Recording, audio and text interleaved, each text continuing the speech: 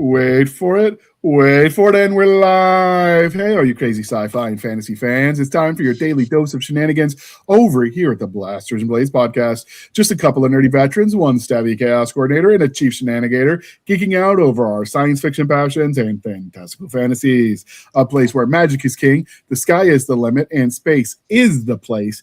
We are the podcast that puts the fun in dysfunction. So without further ado, we're going to let our guests introduce themselves to our listeners and viewers at home, starting with Mr. Dan Kemp.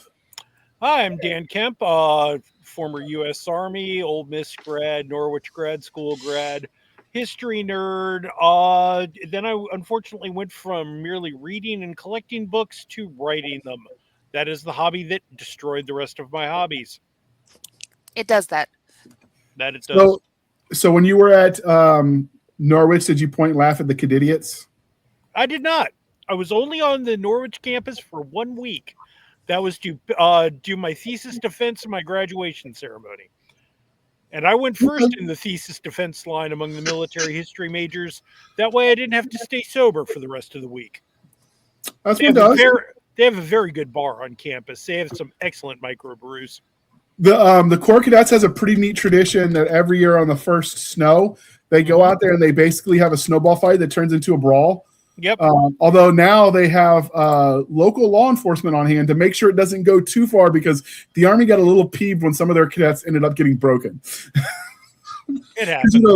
There's not just the intercompany rivalry with the Corps Cadets. There's also like the various branches because of the ROTC programs. Yep. And I guess somebody in the Department of Defense at the time, I guess now it's Department of War, said, hey, maybe we shouldn't break them before we've gotten our money's worth. Man. It's all fun and games till the bones break through the skin. Right? I mean, I what are you going to do? We just need somebody with that, like that drill sergeant from Starship Troopers to yell, medic, right when you know your hand's being stabbed through. Yep. All right, next we have the one, the only Mr. James L. Young. Greetings. As mentioned, I am James Young, Slinger of Tales, coming back once again to see if I can break my quickest to a night NSFW label. Although I should not have to mention anybody getting stabbed today. I write alternate history. The book today, On the Sea, marks my 10th anthology of alternate history. My main series is Usurper's War, which is a alternate World War II. I also have a Mill Sci-Fi universe, a Ragasi universe, and you can find me primarily on Amazon, but I do also have books from Income Spark on Barnes & Noble and everywhere else that books are sold.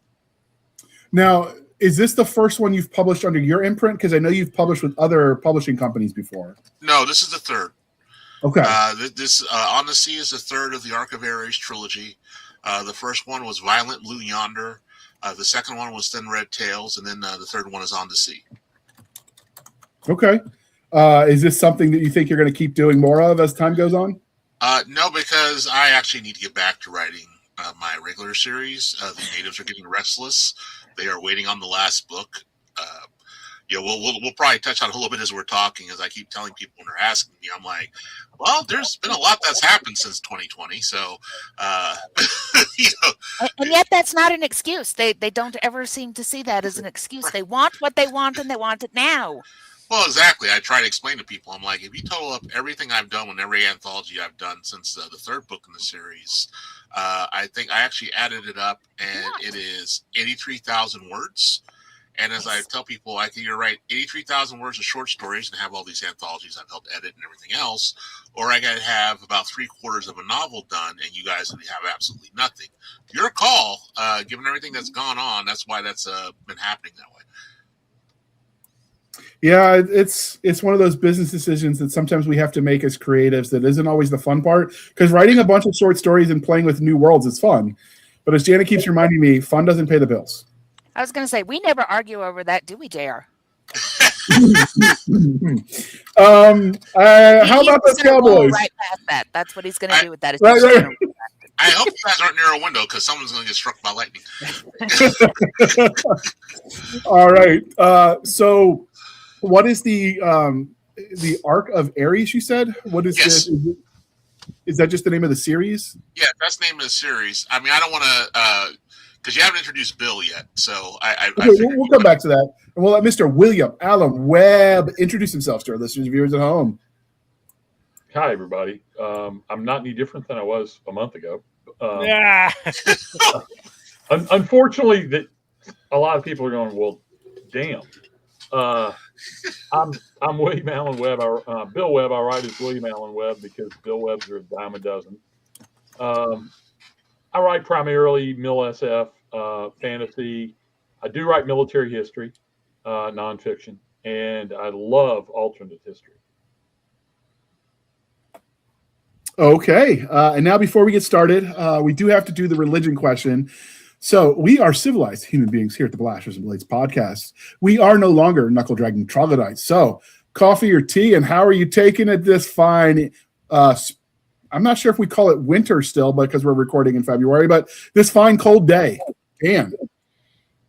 I'm going to go with option 3. I'm a Mountain Dew drinker. But does Mountain Dew pair well with your cigar? Yes. Got one right now. Okay. What about you, James? Coffee. I mean, I will drink tea. Don't get me wrong. Especially when I was in Europe, German tea is just as good as coffee as far as like caffeine intake. But I'm a coffee man. Cream and sugar, or else cream and syrup. People are like, well, that's just foo-foo coffee. Yeah, okay, just go ahead and drink whatever you want. I'm going to drink what I want. We're just going to go about our business. But yeah, I definitely a coffee drinker. What is German tea? Is that a special blend? No, I mean like the tea they have in Germany. Like you can get the. So I was in Germany for 2 years. Right. Well, I was in Germany 2 years as Army. I was in Germany 9 months, but I didn't talk really well, and I had like bowel control problems. So I was actually born a Wiesbaden. So the German tea, their black tea is very strong. Okay. It's basically like about the same strength as English breakfast tea. So, and that's across the board. At least when we were there back in the early aughts, that was, you had to be careful drinking that stuff because you'd be like, oh, I'll have some tea at like 5 o'clock at night, thinking, oh no, it's just tea. No, if you wanted to see 2 o'clock in the morning, go ahead and do that. Okay. I may have to revisit the subject then. I have the opposite problem because with my head injury, caffeine makes me sleepy. So I could actually drink that and probably go to sleep 15 minutes later if I wanted to. For me, it's the ritual and just a warm drink that does it for me. All right, we got the Hat Man, Mr. William Allen Webb. What are you drinking? Coffee. Always coffee. Now, later in the day, Diet Pepsi. But other than that, coffee. And Jana, are you going to mix it up for us today and tell us mix hazelnut with your Dr. Pepper today instead of, vanilla or whatever? Coconut. It's coconut and lime. That's the one that's the best. No, I'm not mixing it up today. Tomorrow we're supposed to get really, really snowy, so I may go back to drinking passion fruit tea in the morning. We'll see. Yeah, I've been doing mixing it up because even though like the coffee, the way I drink it is with 2% milk and then sugar-free syrup for the flavoring, even that's still 100 calories for my 24 ounces. So I've been trying an apple cinnamon spice tea because I don't have to add anything to it. It's got a little bit, but it doesn't have quite enough kick. I remember when I was in grad school, there was a Tiavana, which was like Starbucks owned, but the equivalent for tea. And they went under, but they had a tea that tasted like Big Red gum. And it was so perfectly mixed with the cinnamon. I had found nothing like it. Unfortunately, Tiavana got sued because this is old news, but basically they would overbrew the tea. So you would taste and think this is what you're buying, not realizing that your whole can would have to go in there if you actually wanted it to taste like that. Okay. And so they got sued for false advertising. And this is one of those teas where that was an issue. Like you had to like add a bunch of the powder to get, but it was so good. It was like drinking Big Red gum or never mind. I won't go about my younger days where certain beverages of the adult variety. But I'm just saying it was delicious. I'm trying to find something close.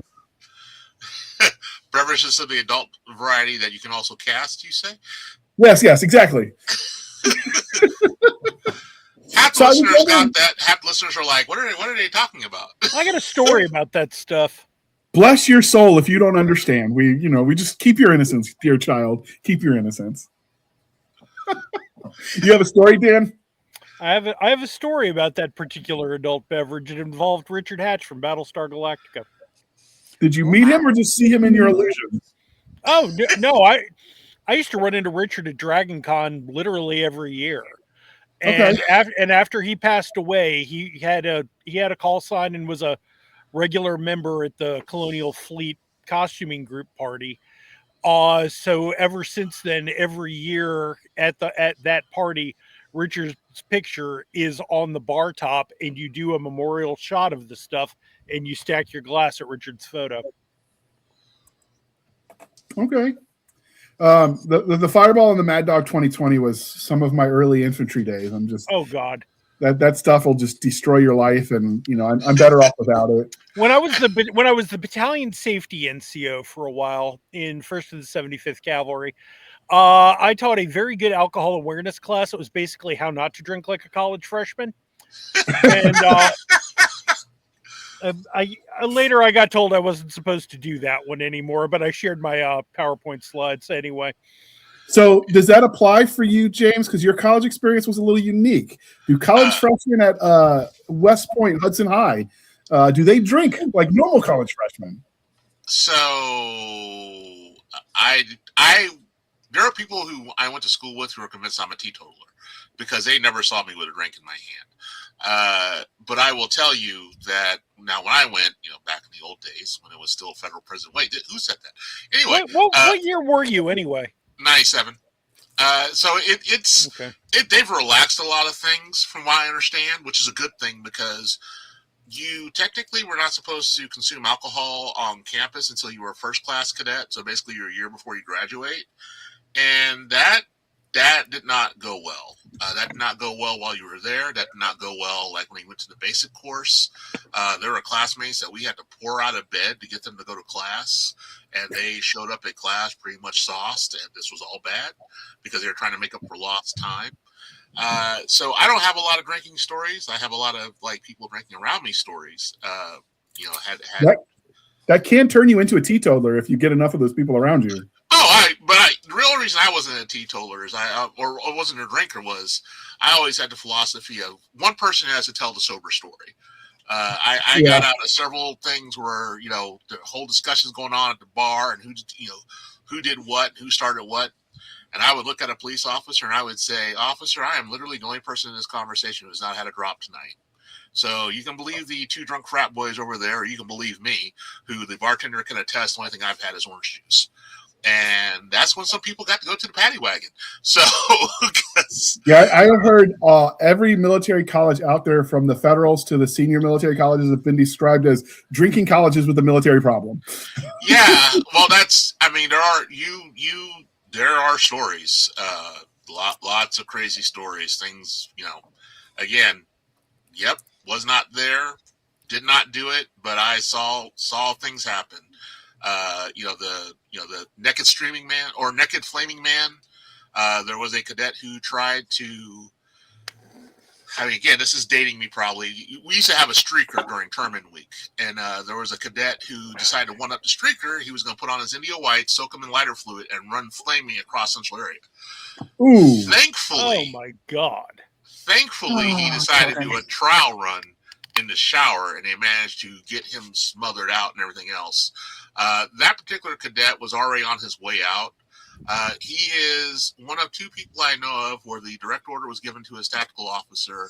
You will walk him down the jetway. You will walk him on the plane. You will stand at the end of the jetway to make sure he does not get back off the plane. And you will stand there and you will watch that plane until such time as it reaches a height where if he does escape, unless he can fly, he is not going to be a problem for us anymore. Wow. We used to, when I played rugby in college, we used to have what they called the naked Zulu warrior, where when you scored your first try, you were supposed to streak around the pitch. But now you can't do that because it'd be like a federal crime, so they just don't do that anymore. Yeah, that's no. Probably for the best. Most of the people were not the people you wanted to see naked, so progress was made on that front. Yeah, I'm thinking about your average rugger, and you're probably saying something there. Right. It's like, yeah, maybe like. Don't do that. I swear you should never go near a zoo. Anyway. Well, luckily for me, I was a forward, so most of the scores are made by the backs. So I was just supposed to be the enforcer, and so I didn't have to do that because I tended to pass more often than not when the ball came to me. So I was safe. The world was safer, thankfully.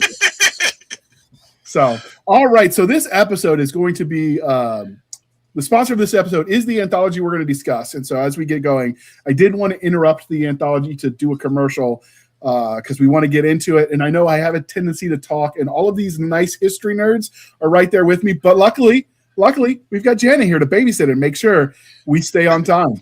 Time on target. Right. That's Jana's only goal. I will let you know when it's time to shut up. She said, That's the my kids job. gotta get to sleep. All right. And I see her with the knitting needles or the crochet. I cannot tell which. It's a crochet hook. Yeah, so that's even worse. So, if we see her disappear and then start hearing noises because she's enforcing, we will know why and how. So I can just reach right through the screen and make him stop. And I'm used to being enforced. You are married, sir. Yes, I am. It'll All be right, 26 years for Anita and I in May, and I swear at least, if you did a percentage, at least 20% of those is her looking at me and being like, okay, it's time for you to stop now. Yeah. There's a training manual that we get, and that look is one of the things we practice. Yeah, All right. yeah. So before we get started talking about this anthology, we do like to define our terms because this is an alt history anthology. So according to the Googles, alt history is a subgenre of speculative fiction, also known as uchronia or counterfactual fiction, that explores what-if scenarios by changing key historical events. Stories often pivot on a single major divergence points, such as a different winner in a war, election, or an altered event, resulting in a completely different, often dystopian present. So that is what alt history is. Are you all good with that definition? Yes. Yes. Okay. Outstanding. I usually say the caveat because this is, and I'll touch upon this later when I'll share my screen if I didn't get you the image. But the caveat is no alien space bat, no weird stuff. It has to be based in fact. Like you can't basically. Guns of the South is an example of and I'm gonna have Harry Turtledove's spirit appear behind me and stake me, but you don't talk about The Godfather, but no, Guns of the South basically, there's a time machine or whatever else. That's the point where you're kind of starting to get to the time travel is adjacent to the alternate history, but it's not the same. That's usually alternate history. Pure alternate history is yes, there's a what if, there's a hinge of fate, so to speak. Yep. No science, no mad science, no someone going back in time to shoot Hitler, no red alert type stuff. It's okay. Someone zigged when they should have zagged, and you don't have LBJ around anymore because his bomber got shot down in World War II, for instance, or something like Okay. Yeah, it's a good story. I loved Guns of the South. I read it as a kid. But you are right that if you want to take that out, you end up with something probably more plausible. And then, of course, with the Arc of Ares, we will add that to the stage. It came out weirdly colored. Okay. Well, no, that's the lines are the coloring of it. Yeah, that's there's an image with Ares and the Fates, and I can share it from my screen. If it didn't come through Facebook correctly, but basically, so the whole thing of this is all three of them is Ares is basically the front man. I do a little silly introduction in each of them, is where it's saying that what if at a particular battle, whatever, Ares changed his mind, or one of the Fates changed his mind, and so the whole image for the arc or for the trilogy is basically I have here. I'll just go ahead and share it. Let me. Sure.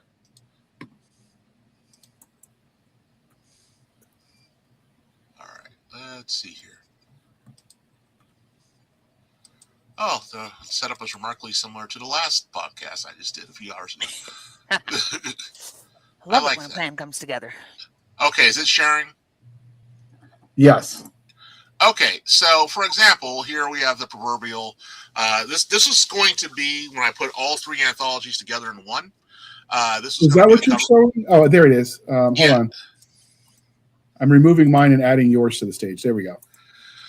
So this is going to be the cover for all three anthologies together, and don't worry, Dan and Bill, you will be seeing this image here shortly in a sticker, hopefully, when your Nice. contributor copies get to you. So the whole point of it is that I was basically arguing here are areas in the fates, like when I ever get together for some wine or whatever else, they do different changes. And it was the whole trilogy is intended to be land, sea, and air, just like the phases of Mars was. And there are some story crossovers from the two of them because rights reverted back to the authors. So I went ahead and paid them for the rights to do some of their story or use some of their stories again, because not everybody had the time to provide a new story. And the reason why I mentioned the alien space bats is almost universally when I did this image, I thought it's very clear. There's a Lexington and Yamagi dueling it out and everything else. This is clear that this is no way, shape, or form fantasy. To quote my beloved wife, you literally have a Greek god and Greek, god adjacent figures present. Everyone's going to think this is involving fantasy. And I'm like, surely not. Let me ask my friends. So Sam Kennedy did a beautiful piece. Sam Kennedy did exactly what I asked him to do. And this is now only being able to be used in entertainment, because if I put this on a cover, everyone will think that it has fantasy elements. Mm-hmm. So lesson learned.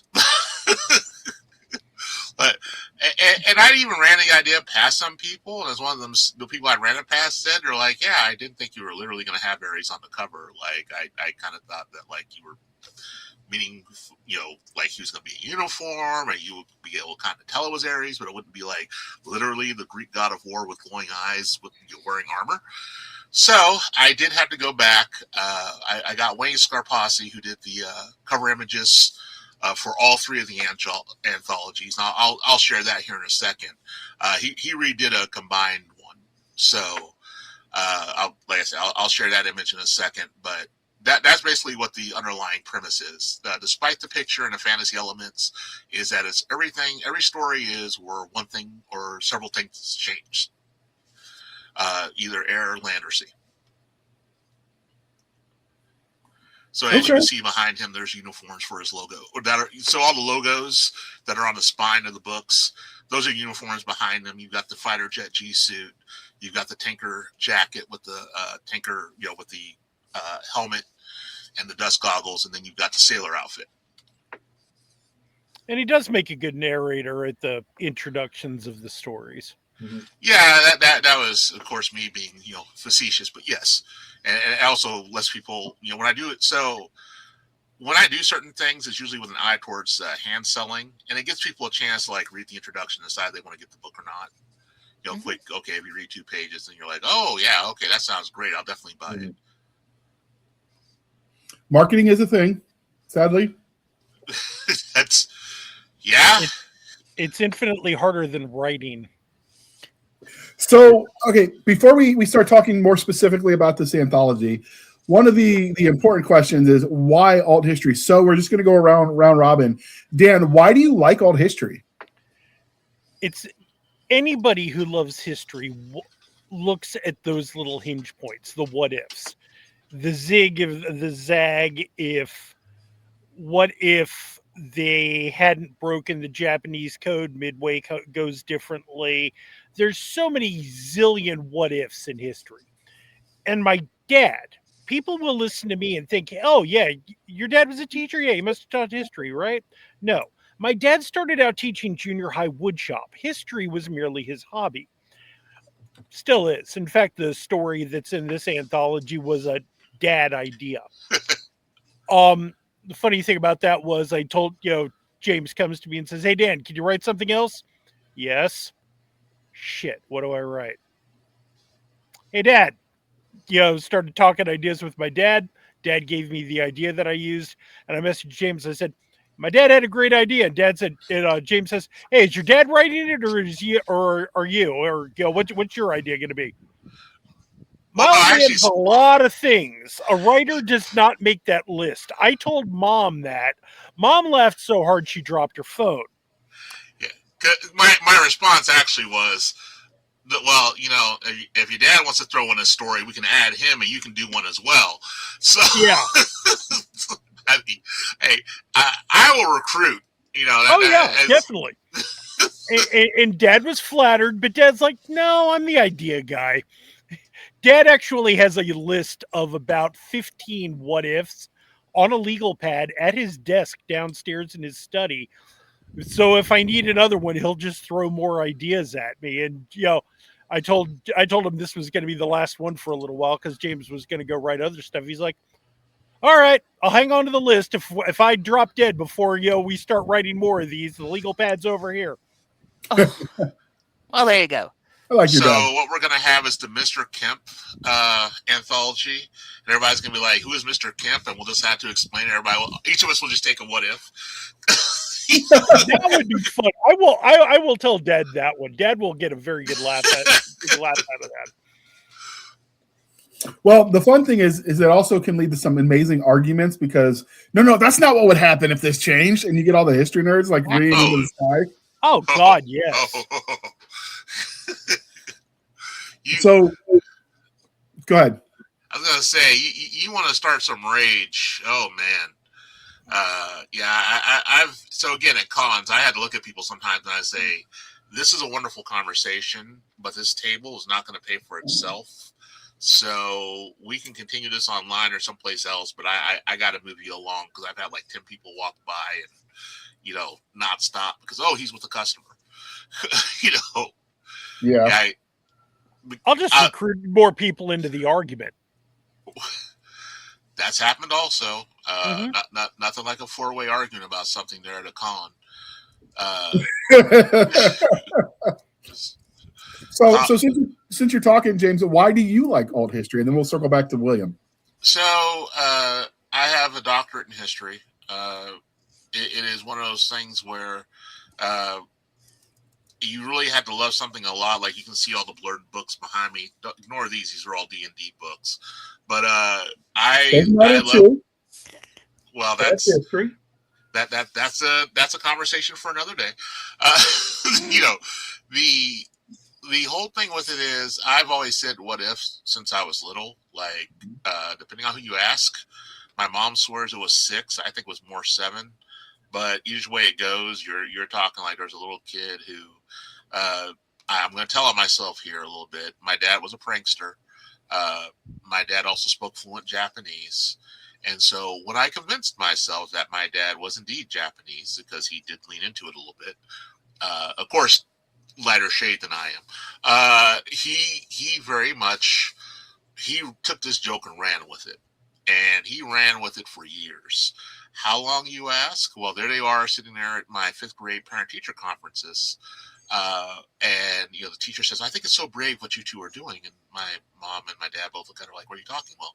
Well, James has informed me that, James Sr. is Japanese and everything else.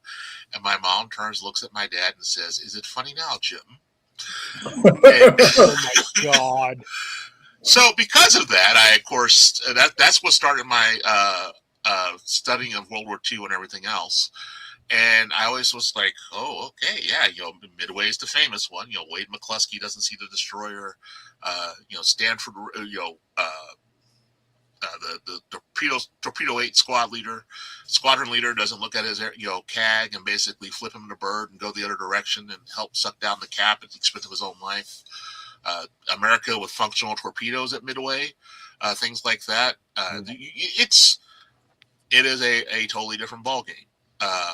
And it's one of those things I've always asked what if, often sometimes to the point in grad school class where I'd get we are not doing counterfactuals tonight, James. Okay, just saying, because instructors realize very quickly, as people pointed out all my life, I'm good at starting riots. So, as a friend of mine said, you're very insightful. I don't mean with an S. I decided, well, once Amazon Kindle started up, I said, let me just start seeing if I can actually do something with this. And the rest, as they say, not to be cliche or do a pun, is history. Okay. What about you, William? What is it about alt history that you like? Well, I think I'm actually seeing a trend here. I was just thinking about this. I became a history guy, at age 2. I literally remember falling asleep when I was 2 years old watching a show called Silent Service. It was only on for 1 year, 1957, 58. But it was about U.S. submarines in World War II. And they were all actual real missions. And the cast had people like Leonard Nimoy on it. It had DeForest Kelley. I mean, really, big people that became big names. Anyway, and so as I grew up, I just read World War II history. I remember sitting in a car with my mom when I was 8 reading Samuel Eliot Morrison's Two Ocean War. And I think it's inevitable that you begin to think, gee, I wonder what would have happened if this, had happened. What if Halsey hadn't been distracted and drawn away at Lady Gulf, and Yamato and Iowa slugged it out. Things like that. And funny you should ask, but right, yes, I've read your stuff, and so, and then along came these books, and it was a series of books that really got me seriously down the path of alt history, called What If? And they're by Robert Cowley was the editor, and they're all done by historians, John Keegan and people like that, who would then apply an academic overtone to changed scenarios throughout history. And that's where I think the storyteller in all of us on this podcast, and anybody who writes alt history, I think it starts to say, oh yeah, okay, so what would have happened there?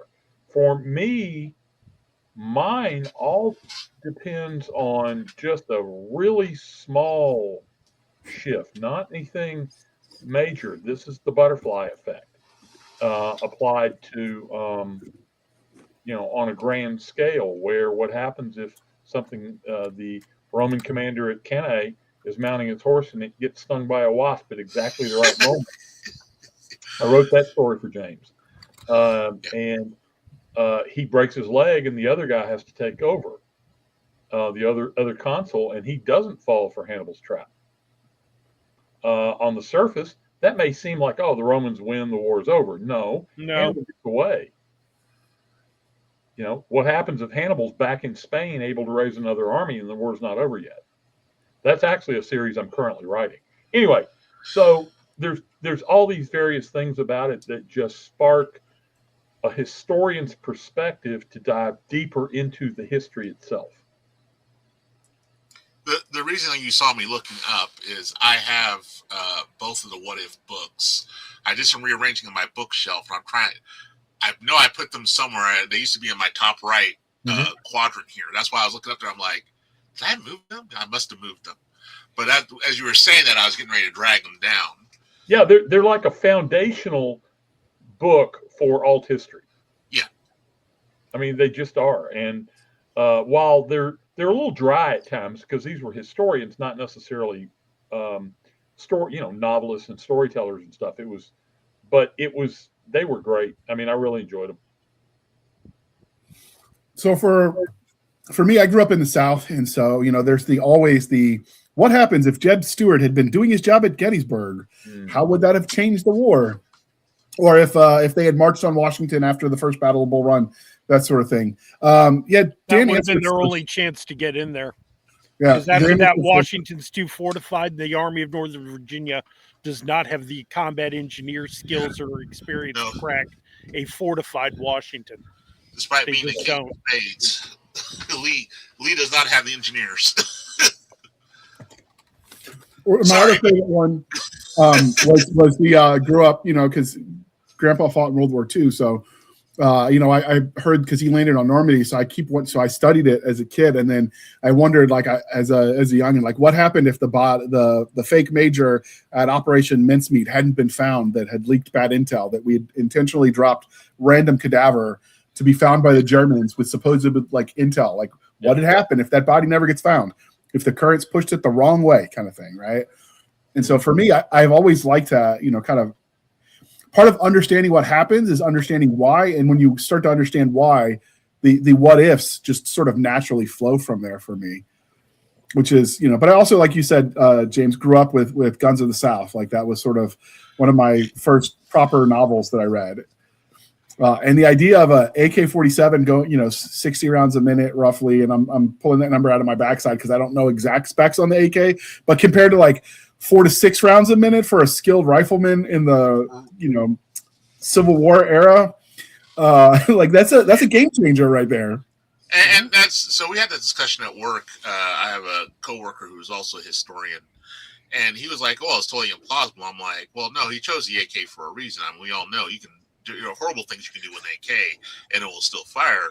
Mm-hmm. So because of that, the fouling of the powder is like you said, it's not the rate of fire of the First Guards Division attacking across the folded gap that they're going to get with their AKs, but it's still enough of a rate of fire that, well, the famous AK inaccuracy doesn't matter because everybody's in a big blue bunch, mm-hmm. and total shock effect game changer.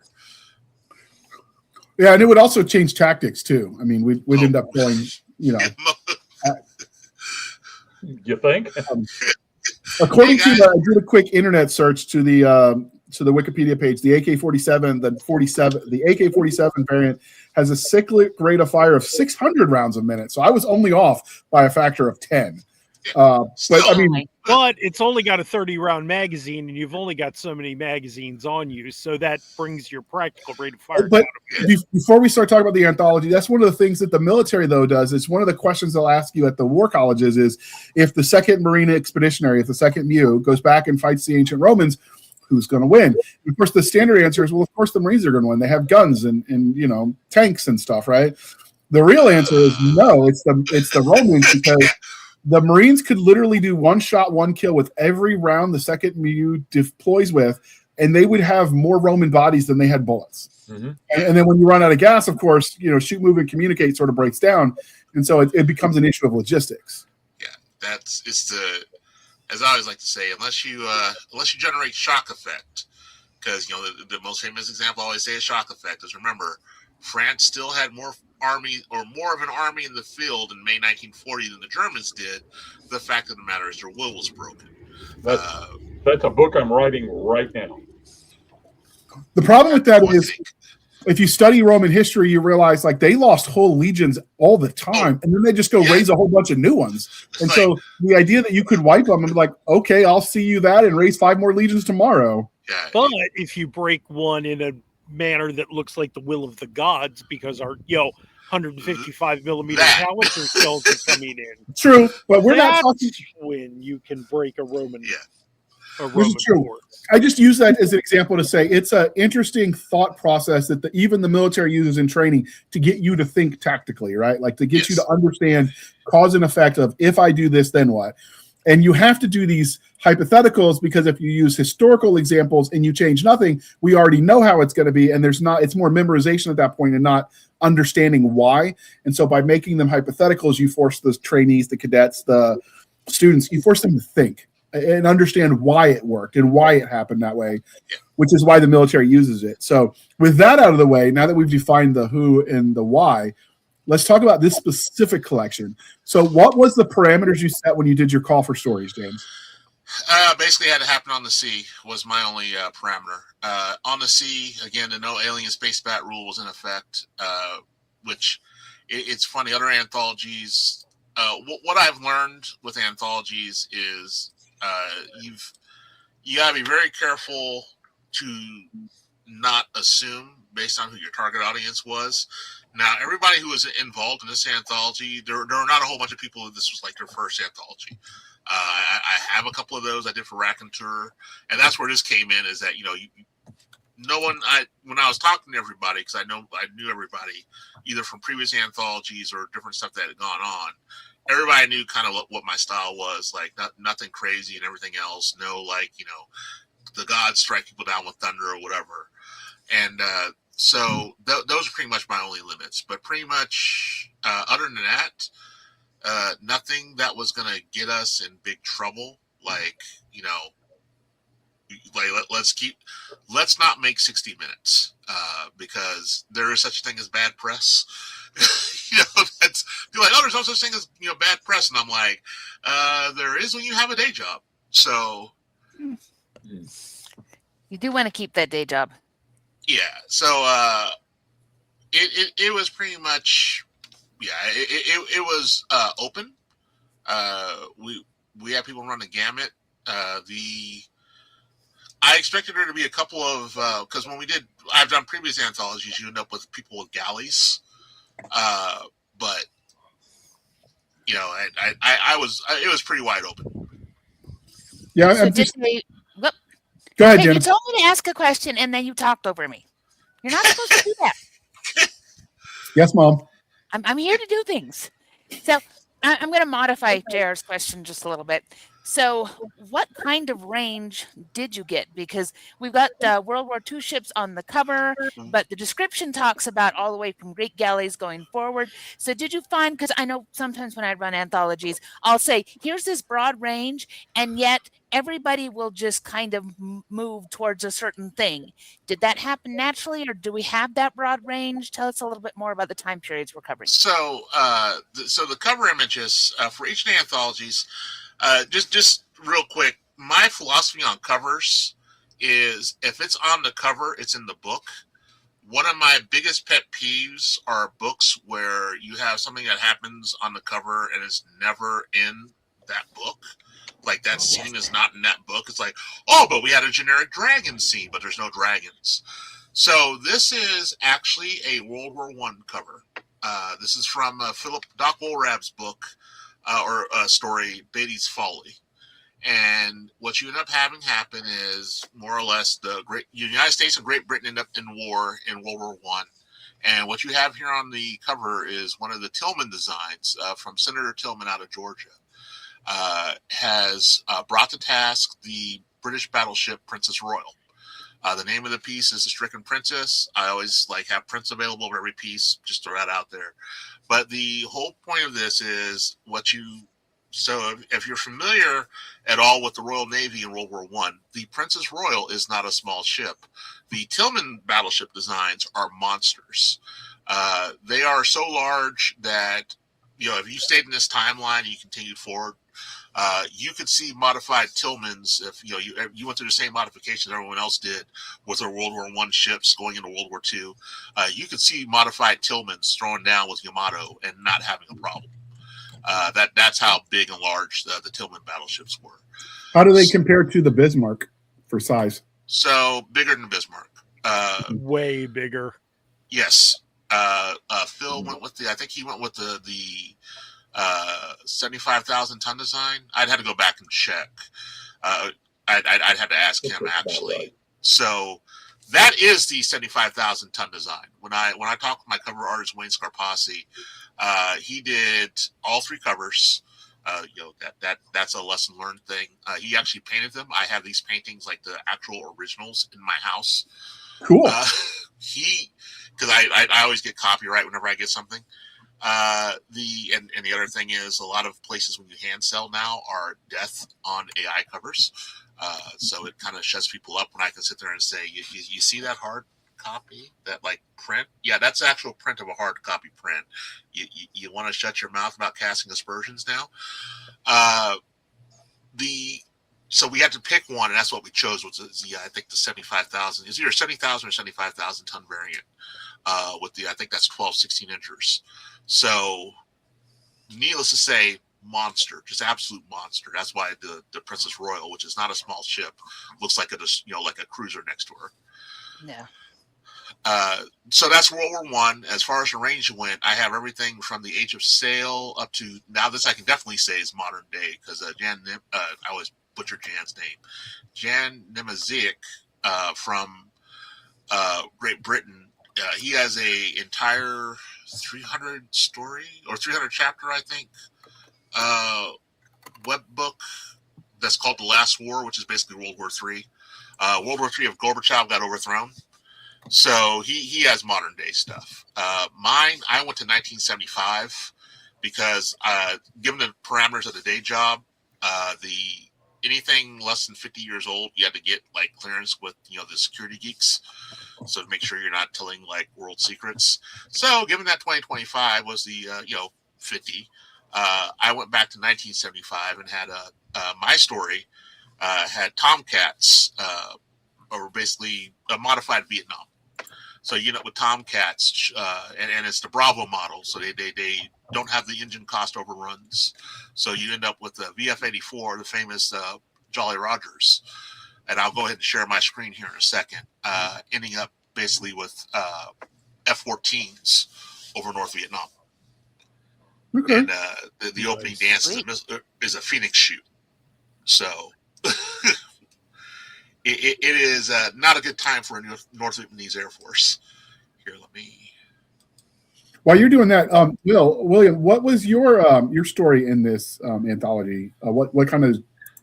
So I took low-hanging fruit that I've always wondered about. And I'll bet anybody who's ever read any Pacific history wonders about it too. What would have happened after the Battle of Savo Island had Mikawa not gone back to revolt, but had forged back and attacked the U.S. transports off Guadalcanal? And the title of the story is 5 Meters Forward. And the reason for that is it's often forgotten that the Americans actually damaged the Japanese cruisers fairly badly during the initial encounter. Sure, we lost 4 cruisers, but they didn't go down passively. They fought back. And one shell hit Mikawa's flagship, Chokai, in the chart room, which was 5 meters behind the bridge where he was standing.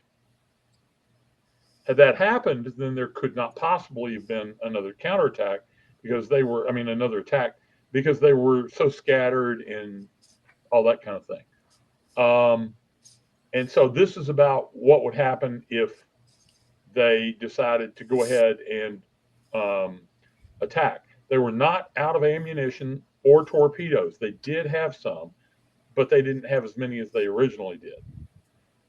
There were more Allied warships in the Sound, in Iron Bottom Sound, that could have defended the fleet and would have. So for me, that was a lot of fun to investigate it and decide what would have happened had they actually gone through with it. And that investigation is why James said he wouldn't be doing more for a while. Well, research. Yes, especially for, all these do take research, and so all the authors do research. That's why I'm a fan of all the authors. I don't have a single slouch in any of these anthologies.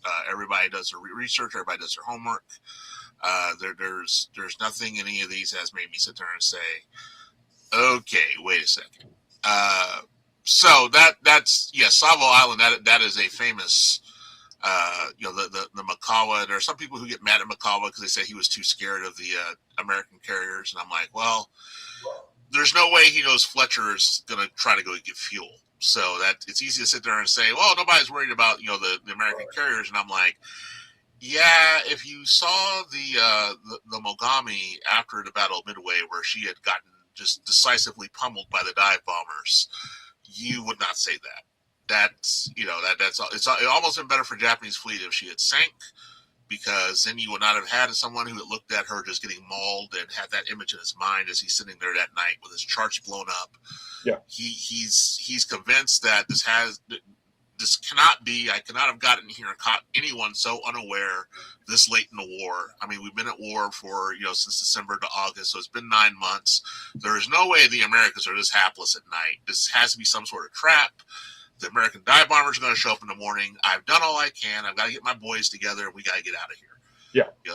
And in the story, I had to take into account, that Mikawa has to make the decision of, okay, I'm going to probably lose many of these ships in the morning, but yes, is it worth it to wipe out the American fleet and the transports? He makes the decision, yes. One of the interesting dynamics, and I knew it. It's one of those things, and that's what I love about all this is these things, but they don't really sink in until you do the deep dive. And the Army wasn't worried about the landings on Guadalcanal. They just, don't worry about it. The raiding party will take care of it. It's no big deal. And the Navy was not so sure. And so I have Mikawa taking the Navy stance of, I'm going to make sure of this, as opposed to historically in the back of his mind was not only the characters, but the Army's telling me they'll take care of this without a problem. So. Yeah, the Army is convinced that the Marines will be gone within 72 hours. Yep. So at that point, I mean, absolutely right. If I think someone's going to be gone in 72 hours, there's really no point of me hanging around to go after these transports, because I literally think it's going to be a suicide mission if I'm Mikawa. Like this is again, this is early war IJN. This is not the, hey, as long as we all died bravely, we've done our part for the Emperor. This is the decisive battle is going to happen anytime now. So every ship we lose here is going to be one we don't have present at the decisive battle. And so I'm going to save my fleet for that. And I actually thought Bill did a really good job of him, like the thought process for him. Thank you. Of how he goes about that. Those are the little things that I look for in stories, where as long as the logic makes sense, then I'm okay with it. You've got me. But when people are doing things that they have no reason to do, or they're going against, like what you think, no, that doesn't seem like very much of a reason, So it's a balance. That's the one danger with alt history is sometimes people that try to write it and don't do as good a job, they assume that the people on the ground knew then what we knew now, and that's not always the case. It's the what we knew when, the history of history, they call it historiography, is one of the things that you have to factor in when you're writing alt history, which historiography is just a fancy word for the worst class every history student has to take in their undergrad. Yes. Oh my God. And but that does matter, because when you get the first, for instance, the guy that sees the first airplane and doesn't know he's about to drop a pineapple grenade on his head, it's just a fancy flying thing until it starts dropping, death grenades on them. So the guy on the ground could potentially be standing there waving, and us as modern readers like, no, hide. But he doesn't know that. And so you have to write it from the perspective of the people then and what they knew. What about the first Russian soldier sitting in a foxhole, and a Ukrainian drone goes overhead, and he's looking at it going, what's that thing doing? Right before it drops the grenade down his foxhole. Yeah. I mean, it's just, when the first time you see new tech is always going to be an interesting pivot point as well. And I will say this for me. I write a lot of nonfiction military history where the footnotes have got to be exactly right and all that kind of stuff. So for me, this was just kind of an extension of that. Okay. So Dan, what about your story? What historic event did you pick? Well, I'd already done the sinking of the Bismarck for the first anthology I got into with James. So I kind of wanted to avoid World War II because I figured that's where everybody was going to be clustering. Dad's idea was, what if Porter doesn't make his famous night run past Vicksburg? Or what if he tries to make that run and fails? Horatio Nelson once said, a ship is a fool to fight a fort. All right. There's kind of a choke point there. You got Choctaw Bend. You got this. How do I stop Porter at Vicksburg? So I ended up writing an Army versus Navy story because there's no Confederate naval presence left at Vicksburg by the time of Porter's run. The Arkansas is wrecked, was set fire to avoid capture. So I've got a bunch of ships that are going to be fools for trying to fight a fort. All right. Porter went ahead in our timeline, made that run successfully, and got through. I need to give the Confederates a different hand of cards to make sure that Porter's run does not go successfully. So I kind of had to invent a guy who had some good ideas and played around in some ordnance trash pits and came up with some interesting little tricks and traps that the Confederate garrison had not thought of. Here's the problem with writing the Civil War. there are a bunch of people who take the Civil War extremely seriously. Extremely seriously. If you get a detail wrong, they're going to find it, and they will be in your front yard. I go to a meeting once a month with these dudes at the Clarksville Civil War Roundtable. And I'm sitting here thinking, all right, I need to be way smarter on Civil War muzzle-loading artillery than I already am.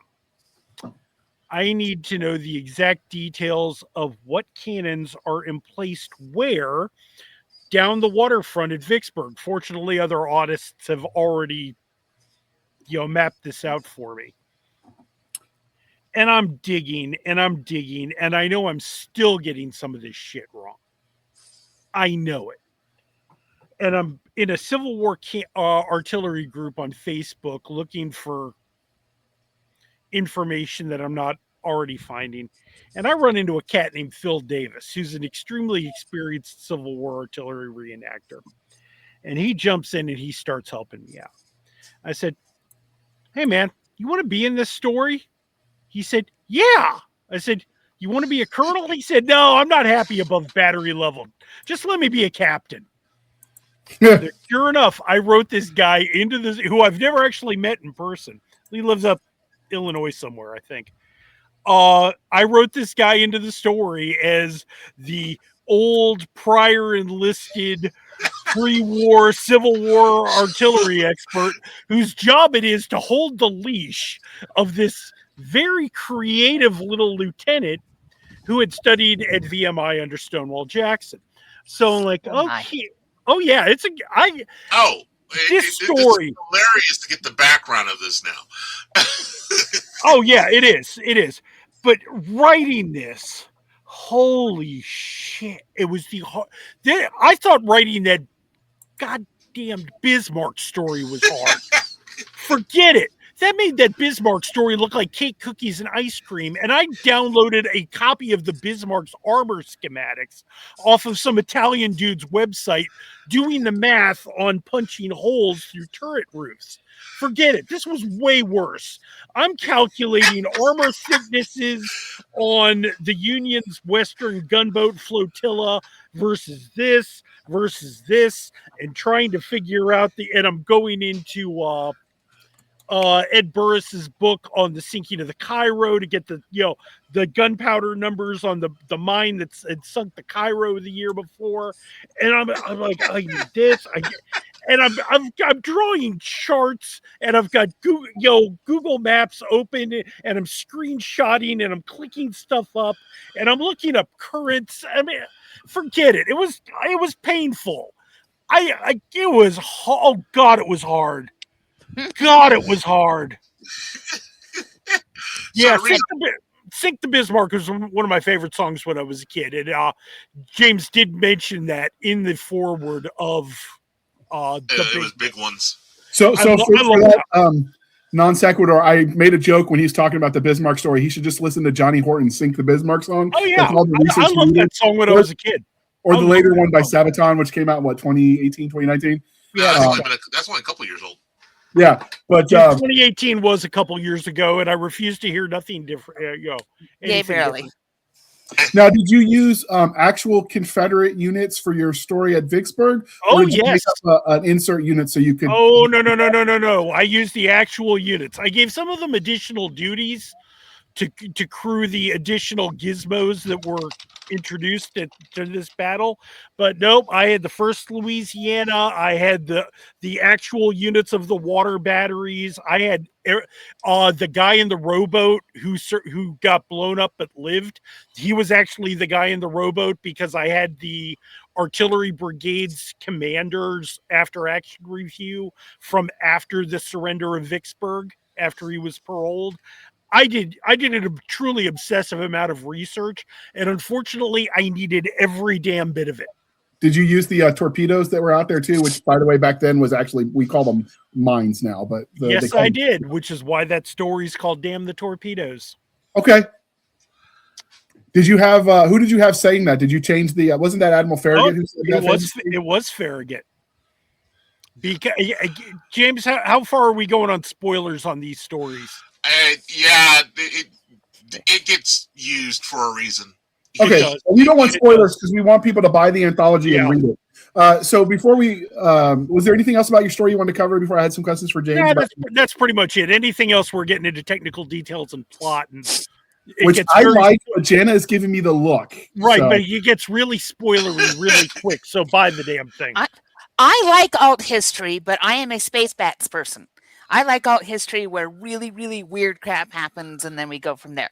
So First You'll of like all, mine. then, I like alt history, but I love alt history that is weird and speculative and all of those things. So I am having a good time. But we I do have pushed some the other I pushed the questions. limits on Ooh, see, speculative for Vicksburg. I'll read so that one. Go for it. Have fun. right, so, JR. I'll sign it for you. so James, first off, this is obviously out right now in print and ebook. Is there Yes. plans for an audio book? So I'm working that. So the I know a guy, so Brian Business side Fairbank. of He the does the house. Athenaeum novels for me. business side of the house. Violent Blue Yonder, the first anthology in this series, got picked up by Tantor. Okay. So that is I have one wonderful agent, Stephanie Hansen. She did her usual voodoo. Tantor picked up the first one, so it is in the process of getting work and everything else. This is why you're watching me be very circumspect. They wanted rights of first refusal for the next two. I will merely say that there are other parties who are interested in the next two, so we might be having that conversation about first refusal sooner rather than later. But Cool. we got to see how that all works out. So at Sweet. some point, hopefully, yes, it'll be out in audiobook. So you're working it, and that's all you can say at the moment. Yeah. That's the Violent Blue Yonder is definitely coming out. That's a done deal. That contract signed. So we'll see what happens. It's you never know how these things are going to go. Absolutely. I'm a big believer in audiobooks. I've been trying to get most of mine into audiobooks. As time goes, I've gotten away from doing ACX for various reasons. Usually you end up paying in front, which is painful. Especially my usual audiobook narrator is a 2-time Audie Award winner, and she's up for a finalist for a third one.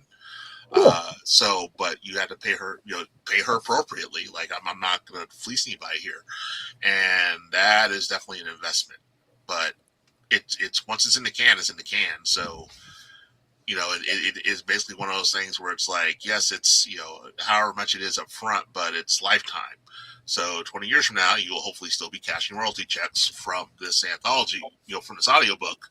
So bite the bullet now and, let the cards fall where they may. These cases, so it's like Usurper's War I did independently, but in these cases I'm working with other companies. So it's basically be a royalty share situation, or they'll pay me a certain percentage of royalties. That's the plan. So hopefully she'll be able to do Violent Blue Yonder. She just got through doing my other collection of short stories, Dispatches from Valhalla, which is from my other anthologies I did way back in 2019, as well as a couple other places. But like I said, we'll see. But definitely print and ebook. The image I shared, and I'll share the cover real quick, is in addition to each of the individual anthologies, basically when it comes up, this is the 965-page monster I talked about. It will only be in print, only in person. Cover. Oh, that's gorgeous. Well, so what ended up happening, rather than the Ares cover I showed earlier, I went back to Wayne and I said, I need, because he has a whole book, Wayne Scarpazzi has a whole book of the hybrid missile battleship ideas that the U.S. Navy had been thinking of doing with all the different, the treaty battleships, the Iowas, briefly thought about the, Montanas because they had laid the kills. And I said, okay, so I need the Missouri, and this is what we're going to do to her back end. So we're going to take turret number 3 out. And in this timeline, the reason why turret number 3 is gone is she has a very bad day off with Japan. And it's easier just to take all the guts out And so they give her a missile battery. And in this particular image, she's been hit by a Wakecombing torpedo, which is why she's down by the stern. But she's also gotten hit by a couple of Styx missiles from the North Vietnamese. And if you're sitting here saying F-14, Styx missiles, and Wakecombing torpedoes, what the hell happened? You'll have to read the story. The great thing about being the editor is I don't have a word limit. Just kidding. No, I try to keep it reasonable. I failed, but it's not too unreasonable. So there's a whole novella, Mr. Ford's Cats, and there's a whole bunch of things that happen. This is a continuation of my other anthology stories. So, but it just that's the that when I mentioned earlier to cover, this is the payoff is that you get this is basically the whole series cover now. So I know you got to be careful because I have told people when they ask about going over the word limit, don't worry about it. I know a guy, I know the editor for our anthologies, and sometimes that does get me very angry late night phone calls from my mother who actually has to do all the work on the back end. I just come up with the idea and then she does all the back end management, and so sometimes when I overcommit, I do get those calls. So I be careful.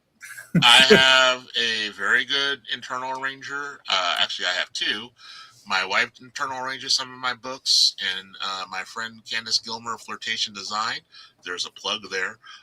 She does the internal arrangement for most of my books.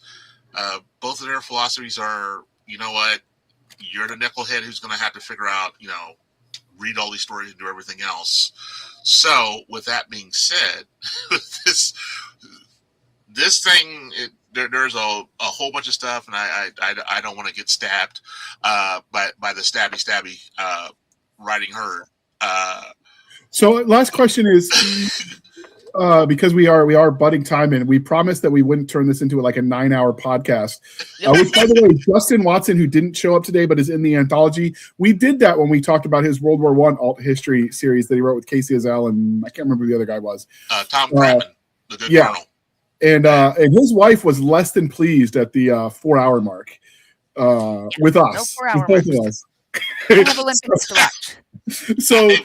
So what we've gotten from Dan and William and you, what your story was. Can you give us a little bit of a flavor about some of the other events, like sort of shotgun blast? What other kind of things we can expect? So I made the joke in the introduction that there's so many Imperial Japanese Navy stories that we should just have put the Imperial Chrysanthemum on the front of the cover. There's a lot of World War II. We do have modern day. Speaking of Justin, we do have for all the story for all the anthologies he's done with me. He has an Indochina universe that basically is we're not stupid with Ho Chi Minh. And the reason we're not stupid with Ho Chi Minh is because the Nazis went in Europe. So the French are trying to hold on to Indochina with German support. That's why.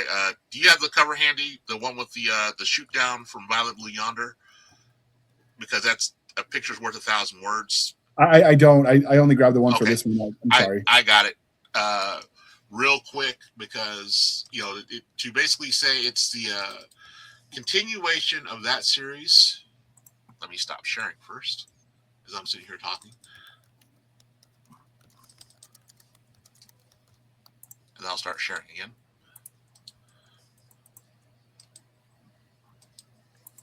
Okay. So, there we go.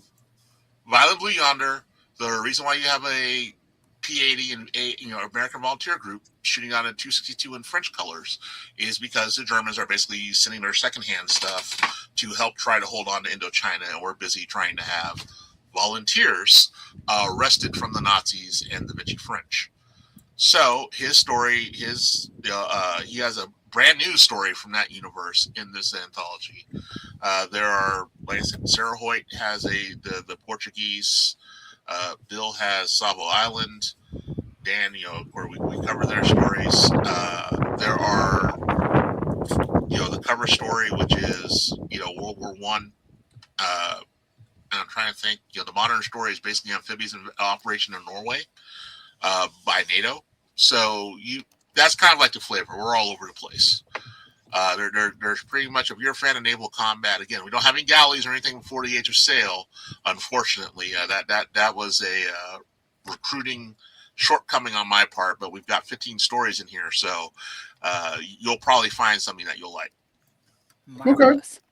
All right, so this is the part, dear listener, where I remind you to please be kind and speak your mind on the reviewing platforms. Your reviews do help the right readers find the right books. It's especially important when you're doing indie books, independent press. So if you liked any of these books, hop on over, leave a review, talk about all the nerdy goodness that you know and love about alt history, and have fun. And you could even start a discussion in the comments, maybe get some eyeballs on the collection. And so with that, we're just going to go round robin. So Dan, what are you working on now, and how might we find you on the wild interwebs? I am currently writing the fourth of the Athenaeum novels. That's going to be turned in late April for a June release, so I'll have physical copies at LibertyCon for those of you who will be going. I'm easily found as Dan Kemp Author on Facebook, then Instagram, and so on and so on and so on. Wise Guy 31 on Twitter. I have a fairly broad internet footprint. Okay, and as usual, all of those links will be in the show notes. William, what are you working on now, and how might we stalk you? I mean, follow you on the internet? So currently I'm working on book 9 in my Last Brigade series. That's due out in May. And coming this late this year, I have a nonfiction Civil War book. And as Dan said, when you're going to do nonfiction in Civil War, you really got to get it right. And it's about a regiment that one of my ancestors served in, the 3rd Mississippi State Cavalry. Oh, sweet. Nice. Yeah, with a broader overlook at the cavalry war in North Mississippi during the war. Okay. Cool. And James, what are you working on at the moment, and where might we find you? So you can find me online on Twitter, Youngblai, YOUNGBLAI. You can Youngblai97 on Instagram as well as on Threads.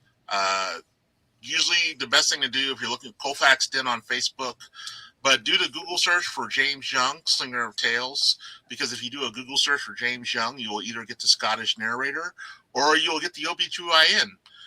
And especially since for a while there, me and the OBGYN, since we're both doctors of different flavors, our accounts were mingled on Goodreads. And that was very interesting for both of us, I am sure, because everybody kept saying to me, I thought you were getting your doctorate in history. You're not an OBGYN. And I'm like, well, that's a weird way to open a conversation. And I looked at my Goodreads and I'm like, Mother of God, that's why they're doing this. So that was really fun at LTUE when I found that out. There was a running joke all weekend. Life Universe and Everything, which is a writers convention out at Utah. They just wrapped up in my neighborhood. Good so conference. The reason why I shared that picture with the 3 Yamato class battleships is, yes, everybody who's going to ask, I am working on book 4. Contrary to what popular belief, I can multitask. And again, my intent is to try to get book 4 done this year. I am hoping to have it in the can and able to print by September. Now, understand, every time I say that, something horrible happens. So I am reasonably certain that having said that now, some great calamity will befall me or someone in my immediate vicinity. So that is, you cannot take that to the bank, but that is the plan. And so that will be the cover image for A Feather Upon the Waves. Once again, Wayne's work. As I try to do with all the alternate histories, when you look at the cover, it should definitely trigger a WTF. The case that the Shenano is in this picture should tell you that World War II is going a little bit interesting for everybody involved. So, and she's in this picture and not a carrier. Okay, James. Trivia question. Yes. What was the hull number for the 4th Yamato? Was it 337? 111. Okay. Oh, wait, yeah, number 111. Yep. Nope, should have known that one. So that's what I'm working on. So hopefully the Usurper's War will be done by the end of this year. Again, calamity dependent.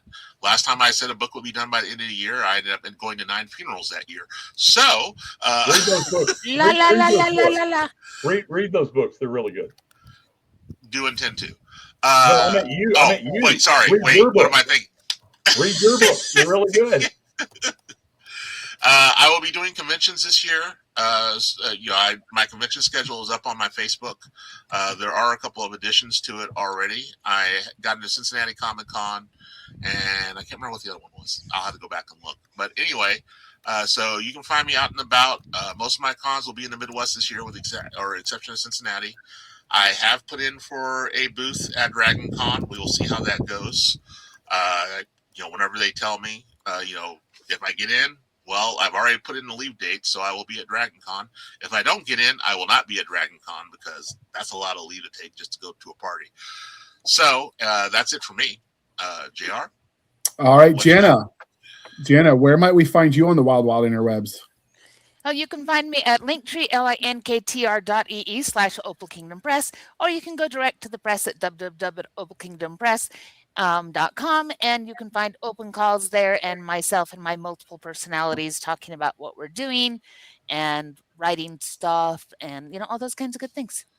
So what does your press run? Oh, it's a boutique press, so I publish my pen names plus a few extras. It's growing this year. I do science fiction and fantasy and romance. A lot of times we cross that romance with the science fiction and fantasy, so we get romantasy and science fiction romance and all the good stuff. We do the weird and the wonderful, often with smoochies, which is what I write under these pen names and several others that JR doesn't let me talk about on this show. I mean, I wouldn't say no. You're the one who talked about branding. I'm correct. Branding is the way that we have to go. So we talk about science fiction fantasy here. So JR, what are you working on? Because what you're working on is something I'm working on. So I'm working on the reboot stuff. I had to go backtrack and fix some mistakes I caught on this stuff. So it's a sort of set in the future. It's a portal fantasy story where a cav officer gets sucked through a portal in the Third Iraq War, and he ends up in a fantasy Celtic kind of land fighting monsters. And I will tell you one thing Jana and I learned in this process is I thought I knew the myths and lore, and as creepy as that stuff could be growing up listening to my German grandmother talk about it's the Celts, man, they took it to a whole new level of weird and dark. Hey guys, All right, his Wi-Fi is dying, but we're finishing up anyway. You can find us on our Linktree, linktr.ee, Linktree/Blasters and Blaze Podcast. Again, Linktree/Blasters and Blaze Podcast. We're linked to all the things: the BitChute, the Rumble, the YouTube, the TikTok, the Twitters. We've got our Spotify, our Discord, our Blasters and Blaze Facebook group and Facebook page. You can email us at blastersandblazepodcast@gmail.com. Again, blastersandblazepodcast@gmail.com for professional purposes only. People say the shenanigans from Stabby Stab over there on the Instagram, the Twitter, and the email. You could support the show by going to buymeacoffee.com/author J.R. Handley. Again, buymeacoffee.com/author J.R. Handley. Be sure to put in the comment section for the podcast, and I promise I will get my co-host duly caffeinated. They will drink that coffee brand coffee until they get high on their own supply. If you want some of that coffee brand coffee, the link is in the show notes. The discount code is Podcast Grunts. You get 10% off. We get a little bit of a kickback. You keep the lights on. It's a win-win, people. And with that, I would like to thank you for spending some of your precious time with us. For my crazy co-host, I am J.R. Handley, and this was the Blasters and Blades podcast. We'll be back next week at the same time, but we'll indulge our love of nerd culture, cheesy jokes, and all things go boom. And with that, we're going to hit the end button, people. Bye-bye, y'all.